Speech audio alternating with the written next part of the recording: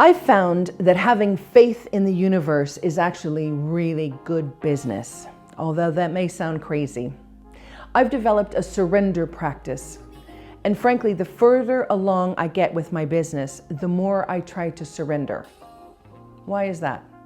Well, it's because my brain is kind of a puny little thing.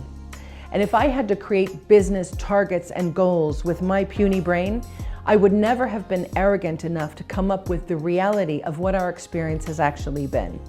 Our business grew 6,000% in 4 years. I would never have been crazy enough to write that down in a business plan. In fact, here's a secret. I don't even know how to make a business plan. Turns out you don't need one.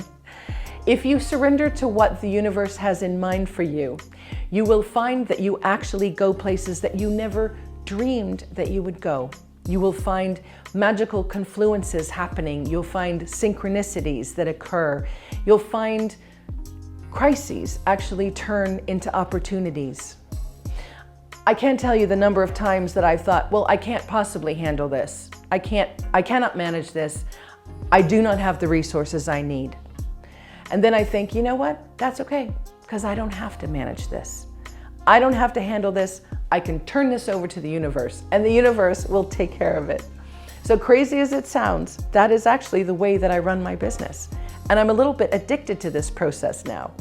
I'm now excited to see what the universe will come up with if I turn everything over.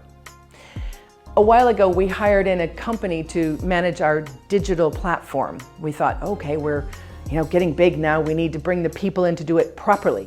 We never had the money to do it properly before, and we didn't have a budget for advertising because we didn't have a budget for anything. We didn't have any money.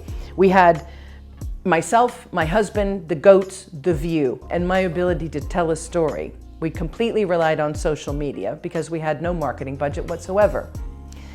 So we brought these people in and they said, well, what are your targets? And I realized I don't like to set targets. I think targets are limiting. My question is not, what should my target be? My question is, how can I serve? What am I supposed to do next? How can this business best meet the needs of the world in terms of what the world needs right now? How can I serve? What can I do? What should I do next? These are the questions that I bring to my morning meditation. I try to align myself with my heart. I try to align my heart with the heart of the world. And then I ask the question, how can I serve? And that is good business.